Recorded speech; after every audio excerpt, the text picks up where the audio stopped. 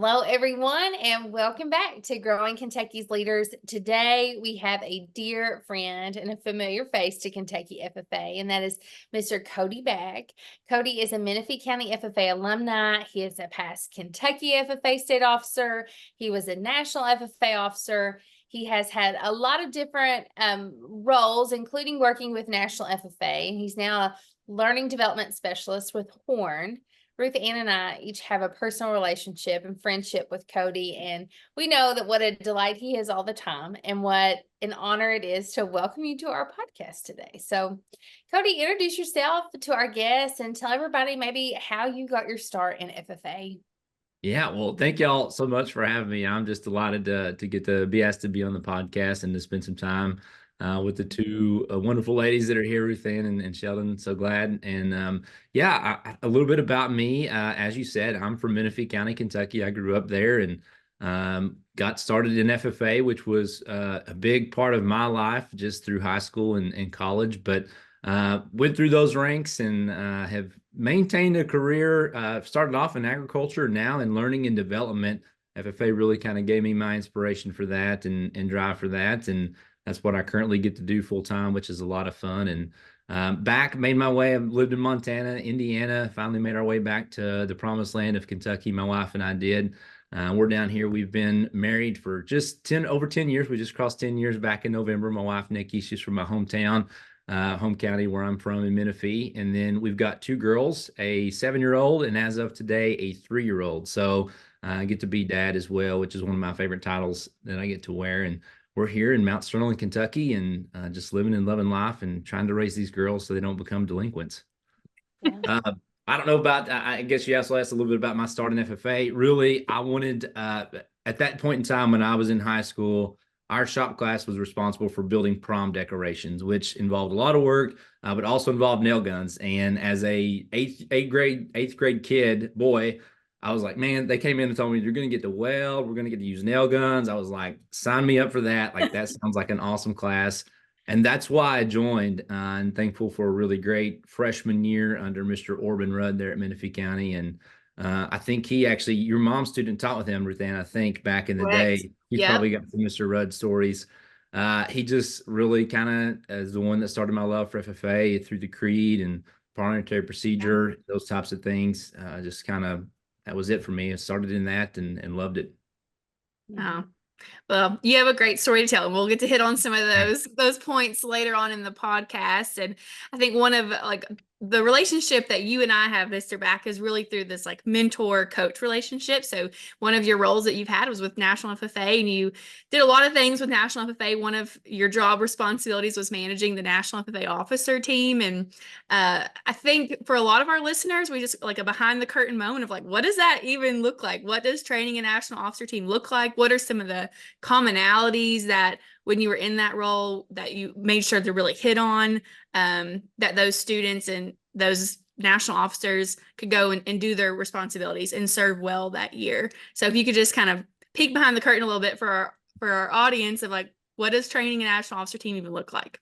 Yeah, and that was a dream job for me, specifically in that season of life. It's not something I feel like I could do now and be the type of dad and husband that I want to be, but for early on in my career, it was great, and I loved that job and that role, and was inspired to do it because when I served as a national officer, had an incredible coach, Mr. Josh Bledsoe. He was phenomenal, and just the way he poured into me and our team, I love that, and so was so thankful to get to do that job. And it's really, a thing that it took me a couple years, I feel like, to really find my rhythm in that and to get really good at it. But it's just, it's a year-long process, man. It starts from the time they're elected and it goes until they are out. And I would say the big thing that I really was always just tried to focus on, I would say there's a couple. The first is realizing when they first come in, they're very bright-eyed and bushy-tailed and just eager to serve. And I want to harness that. Like, it is like, we love our organization. And I mean, Ruth Ann, you experienced it. And same as when state officers, right? They just come in and they're so eager, and you want to just try to bottle up that emotion and keep that, because at some point in the year, it's going to get a little tougher. And we love national officers and I love them, but at some point it's hard. I mean, you're away from your family Yeah. constantly. You're missing out on things that happen back home. And so would always try to be an encouragement to them too, like as it got throughout the year and got tougher, to remind them, hey, remember how much you love this and really want to do this. And so that was a big piece is harnessing that. And then I would say letting them always just know that I had their back. And I used to always sign my emails on your side, in your corner. Like I wanted them to know that no matter what, like I would do my best to have their back and be there for them in that. I really covered at the beginning of the year. I called it the Big Five just because I'm not very good at marketing, I guess, and naming things. But there were like 5 qualities or characteristics that I tried to always coach officers on and train them on because I felt like those were the things that would really help them to be their best.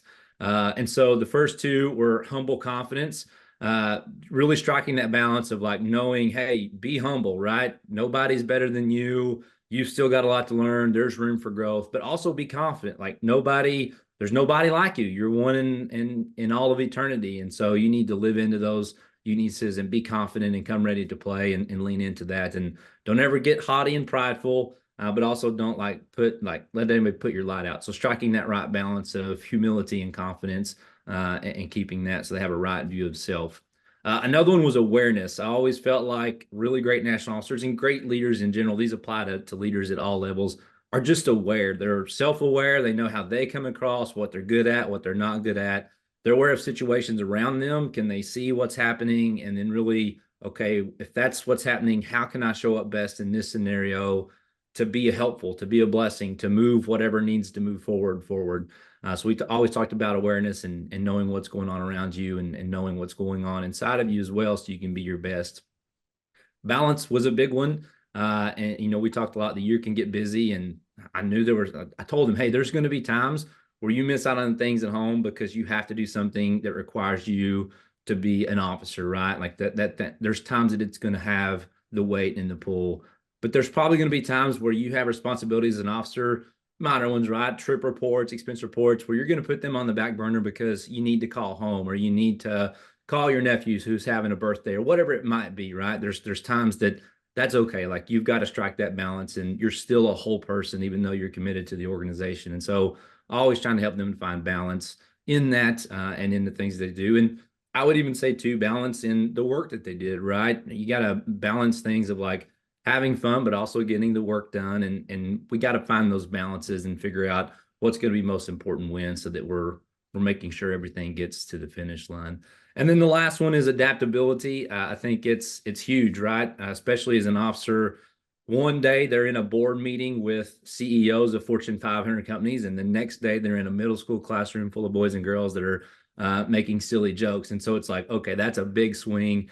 How do you adapt yourself to fit in wherever you are so that you can be effective and, again, giving people what they need? And I'm big on preparedness. Like it's kind of counterintuitive because a lot of people say, oh, I'll just be adaptable and go with the flow. So I don't need to be prepared. But I would say it's the opposite. The more prepared you are for what you know is coming, and like you've got your ducks in a row, then if something happens, you can then give your full attention to, okay, I didn't expect this to come, but everything else is taken care of. So I can give my full attention and focus on this and fix it, as opposed to if you're just winging everything, then you can get into trouble pretty quick. And I know that from life experience as well. So I don't know if that's what you were looking for, but that's a lot of the exactly. things Yeah. that I trained officers on. And there's just so many things that can happen in officer's year, one-off stuff that you coach on and do. But those were a lot of the things that I really coach on. And honestly, I would say those 5 are still really big in trainings and coachings that I do now in the learning and development world. A lot of I can't tell you how many times I've leaned back on stuff I taught officers to teach adults now because it's relevant to everybody of how do we Absolutely. stay aware, how do we be adaptable, strike the right balance, and ultimately live with that humility and confidence in a good balance with one another. Yeah, those 5 principles have guided a lot of people in their journeys, and you've developed a lot of great leaders, Mr. Back. And I know they're all very appreciative of all those advice. I was talking with someone the other day, and they mentioned humble confidence and shouted you out. So, Well, I'm honored, and it's nothing new. I would say that too. Like those 5 things aren't like, oh, I created them. Like I'm like no, those but 5 things that have been around forever for a yeah, very long time. I'm a huge believer, especially in leadership. There's nothing new under the sun. I think it's King Solomon that said that, right? There's nothing new. Like there's just new ways to package it and spin it or put it together. And so, and I had a lot of leaders that modeled those things and taught me those things. And I'm thankful that I could pass them along in a way that's memorable and helpful to people. And they've helped me, and hopefully they can help others too. I think that is such a great message. If you are a chapter officer or, student FFA and you're listening to this in class, I think that when you see national FFA officers, you go like, well, they already know everything. Like, oh my gosh, you're so great. But there is so much that they need to learn and we all need to be learners throughout our whole life. And you locally, those are some great principles you can work on this year. How can you have a great school year with humble confidence? How can you find balance in this school year and those sorts of things? So it's great for everyone. Yeah. And go ahead. No, I was going to ask you another question. So you finish. Well, I was going to say, you remind me, like, it is easy to start to think that you've like, oh, I've got it all together now. I've figured it out. And it was Mr. Bledsoe, the first person I heard say, he's like, when you think you've arrived, you've probably been left. And I was like, that's a really like, yeah, like when you think you've got it all together, like you kind of get on your high horse. That's when oftentimes, pride comes before a fall. The Bible tells us that. So it's one of those things of like, okay, it's another way of saying it. It's kind of sticky of like, yeah, like, when you think you've arrived, you probably should look around and think about, what do I still have to learn? And maybe I do have it figured out. So if that's the case, who can I help to also figure, like, I don't want to be alone in that, right? Like, even if I do kind of have this thing figured out, there's probably somebody that when I leave needs to have it figured out. So how do I teach them and bring them along and not just be this keeper of knowledge or the all-star because it makes me look good? You look better whenever you pass that down and create a legacy of leadership. And you do. You're such a practitioner of all these things, which I think makes it solid advice. But I will say that it's true. It's true. You're very kind. Well, we've got to talk about your role that you had at National FA, managing the national officer team, and all the things that you did there. But you've also been a coach and mentor in a lot of other roles as well, just on your own professional journey that you've had. And we just wanted to ask, like, what are some of those common gold threads that you have seen about what leadership is from all the different roles that you've had? It's a big question. Big question. The first thing that I think really comes to my mind, and again, nothing new, but I see a lot of people say we need help on this or coaching on this. A big one is just routine and habit. And that's probably more on an individual level. A lot of people that I coach individually, it's, man, I really need to figure out my X routine. And sometimes that's a morning routine. Oftentimes, as they talk, they're like, actually, I need to figure out my nightly routine that tees me up for the morning, and how can I do that? And it's little stuff that just compounds over time. They're like, oh, I look at my phone and it says I was on Instagram for 8 hours this week or whatever. And it's like, how can I cut that back to 2 and get those 6 hours back, or cut it back to 4? And how does that impact my night? And, if I was in my perfect world, here's what I want my routine to look like. And so those things compound over time, just the little habits that we have of what we can do and getting them better. So I would say creating really good habits, really good routines. That's a big one for individuals, especially at a team level. It really a lot of times boils down to just what I think about as expectations. People say, oh, 90% of problems are communication. That's probably true, but I think oftentimes what's not communicated is the expectations. And I always say an expectation unset will be an expectation unmet. And I think about that of like, there's so many times that people have unset expectations of people around them of like, oh, I think that they're going to do X, and then they don't do X. And I get mad at them because they didn't do X. And I was like, they were supposed to do that. And it's like, well, how did they know they were supposed to do that? Did you say, go do that? Like, did you tell them what you're, and they're like, no, I didn't. Like, it's really hard for me to give you what you want if I don't know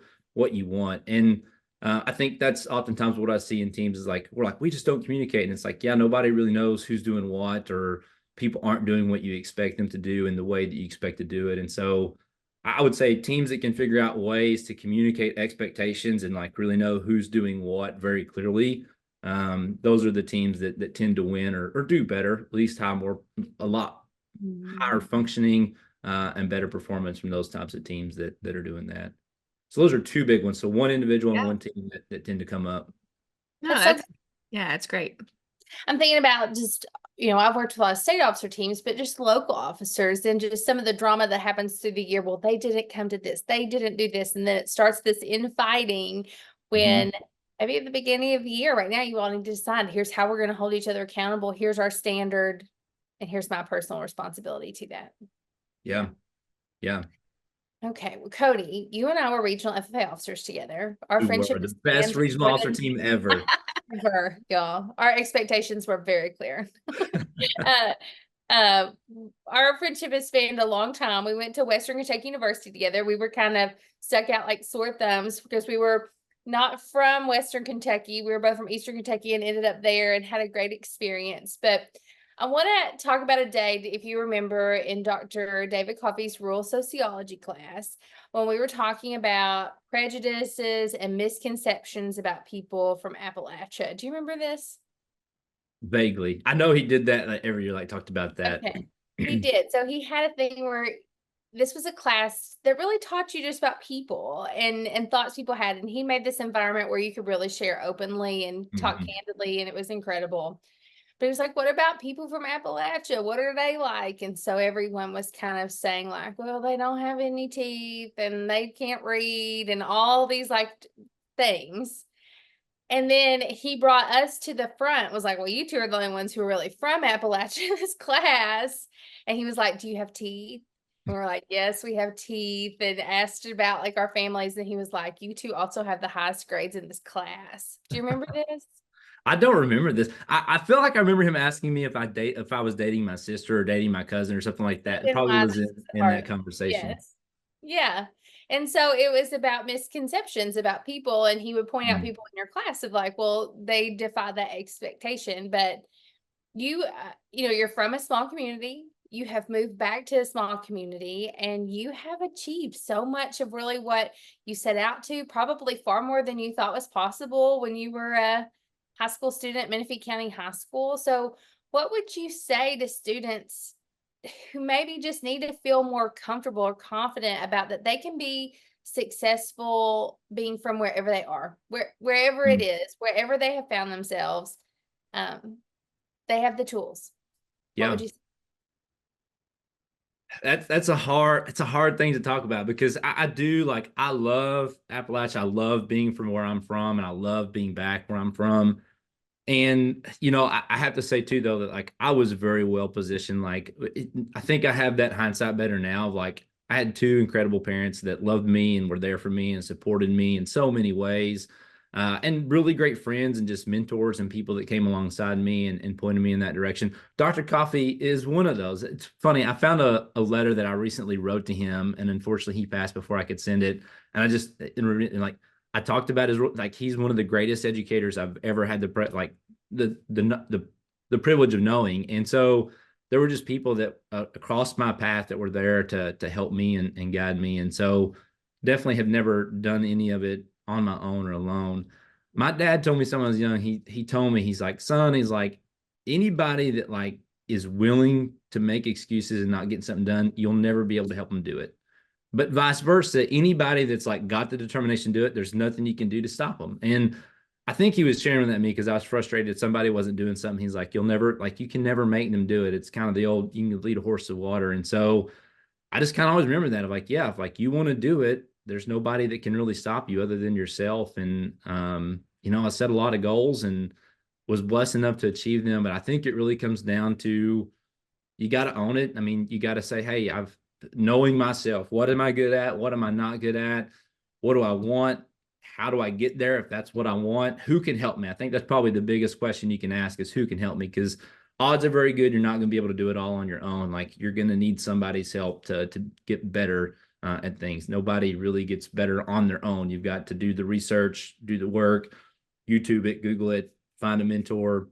So I think that would be find clarity. Like, what is it that you really want?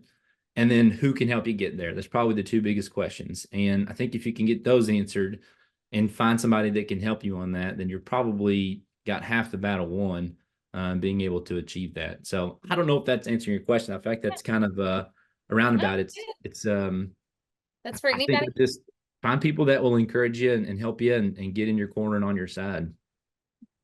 Yeah.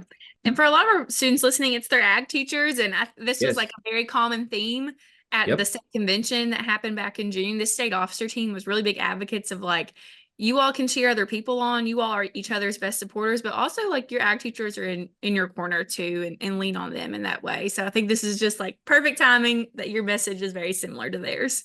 Yeah, and it's stepping stones, I would say too, Yeah. right? So like, Orban Rubb was my freshman ag teacher, and I stood on that for a long time, and he encouraged me. And then I had two other ag teachers, and like periodically they helped me, right? And then I got to college and was like, okay, Dr. Coffee, Dr. Christy Guffey, who's down at Murray State now, like those are two people that took me under their wings and taught me and coached me. And I got elected office. And so then I had Mr. Bledsoe there, and like you kind of step on these stones, and people are there to help you in that next step and where you're going. And a lot of those people introduce me to each other. So it's putting yourself out there oftentimes will allow you to meet the person that's going to be next or that can help you. And yeah, there's a ton of people though. It starts with their ag teacher and getting out of that comfort zone, taking students to places that, oh, I didn't even know this was a possibility. The first time I ever went to Western Kentucky was because of an FFA event. Like I didn't even know it existed prior to that. So glad our ag teachers decided, for whatever reason, Mr. Rudd decided at some point, we're going to go to Western Kentucky's field day, even though it's like 4 hours away. We got to wake up at the crack of dawn. It was like our thing that we did for a while. So I'm thankful for that. Yeah, it all pans out. It does. Well, Mr. Back, this episode has been full of like little nuggets of advice. And at the end of all of our podcast episodes, we asked our guests the same 3 questions. And I will tell you, if you probably already know this, but you have been shouted out a lot in this podcast for one of these questions. So, and it is, what is the best piece of leadership advice that you've ever received? So you've been on the receiving end of this question a lot. If your ears have been burning, that's why. But we want to hear from you. What is the Pretty best? flattered and honored to have been involved in somebody's response. And I saw you all post these questions, and I just like, it's really hard to narrow it down to one. I think it does come back to a couple of things that my parents taught me. The one, like you've already heard on here, my mama, she always told me like, you're no better than anybody else, and nobody's any better than you. And I think it's that humility and confidence. And as my dad, he always told me like, whatever you do, like do it to your best, whatever you can do. If you're going to commit to it, like be your best. And I think those two things have really helped me, right? If I want to get better, I've got to be my best and do it, and realize that I'm going to meet other people that are also doing it that might be better at it than me, but I can still learn and grow in it. Or there might be people that I'm better at, and how do I help them and teach them? And so all of that really comes from lessons I was taught as a young man, and thankful for parents that taught me those kinds of things. But yeah, as I narrowed down, those are two that I think hit me at the right time, formidable years, and have really shaped me into a lot of what I've done and what I view, or how I view leadership. That's great. You have mentioned so many wonderful people already on this podcast, Yeah. but philanthropy is all about giving back, and people can give back in time, talent, treasure, and part of that is mentoring people. So you shouted out several great folks, but is there anybody else who's just paved a pivotal role in your development or growth journey that you'd like to mention? Yeah, I think I have mentioned some, so I'll just repeat that.